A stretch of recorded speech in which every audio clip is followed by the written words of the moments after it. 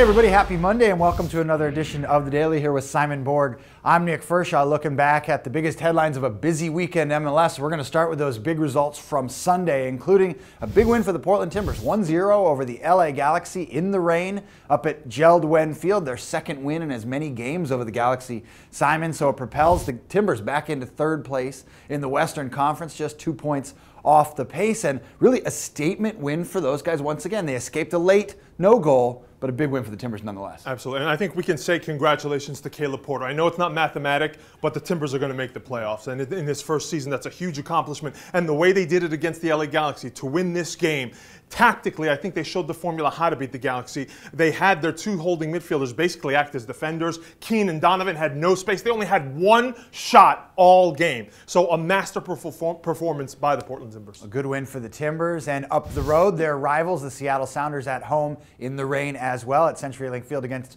the New York Red Bulls. The hosts didn't fare as well in this one when you consider they got off to a 1-0 lead on a Brad Evans penalty kick, and then Tim Cahill, who's been a catalyst for the Red Bulls all season, pulled the Red Bulls back. A good result for them on the road. Excellent. I think a lot of people felt the Red Bulls, can we take them seriously? Yeah, we know they're at the top of the league. I think this result, 1-1, coming from behind, without your stars, Henry and Olave weren't there.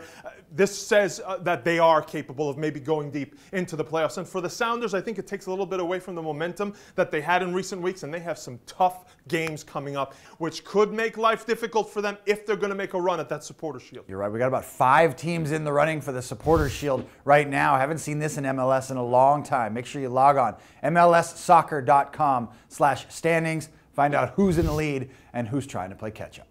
We're taking a look down at the bottom of the playoff picture, and it's the Columbus Crew surging up even higher ever since they've parted ways with Robert Warzija. Brian Bliss and his guys got a big road win at FC Dallas over the weekend. We can talk about Dallas, whether or not that eliminated them, but for the Crew, what a run over these last few weeks. Absolutely. And who thought that the Crew were that clinical, a counter-attacking team? They just killed FC Dallas on the counter in that game. And I think it's showing that Brian Bliss can adapt now and figure out what tactics work for his team to get results, and they're doing it. One other team still alive, that's the San Jose Earthquakes. They got a must-win 1-0 result over Chivas USA on Sunday night. We talk a lot about those top 5 teams in the Western Conference. The Quakes are now in the picture. They've separated themselves from guys like Vancouver and FC Dallas, but can the Quakes finally make a push to make the playoffs? I think so. I mean, they're right there. San Jose needed some drama. An 87th minute winner from Chris Wondolowski. And let's remember, San Jose were down a man in this game after Steven Leonard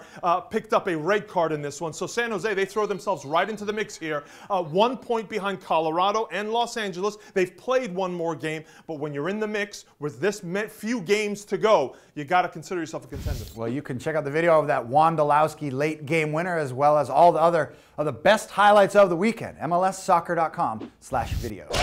Last but certainly not least, here at mlssoccer.com, gearing up for Tuesday's U.S. Open Cup final. Real Salt Lake and DC United. Our very own armchair analyst Matt Doyle is on the ground in Salt Lake City, and should be a good one considering neither team played really their starters over the weekend. RSL up in Vancouver and DC United at Toronto saved their best guys for Tuesday night. And they did it in a different fashion here. Real Salt Lake going to Vancouver, winning in the most impressive game, in my opinion, of the weekend. And then DC United losing badly to Toronto FC. But RSL picking up steam, picking up momentum going into this game. They continue to be favorites. And for DC United, all eggs in one basket at this point. The U.S. Open Cup final on Tuesday night. We'll preview that on the latest edition of Extra Time Radio. Podcast comes out on iTunes, Buzzsprout, and Stitcher Radio. That does it for us. We'll be back with another edition of The Daily tomorrow.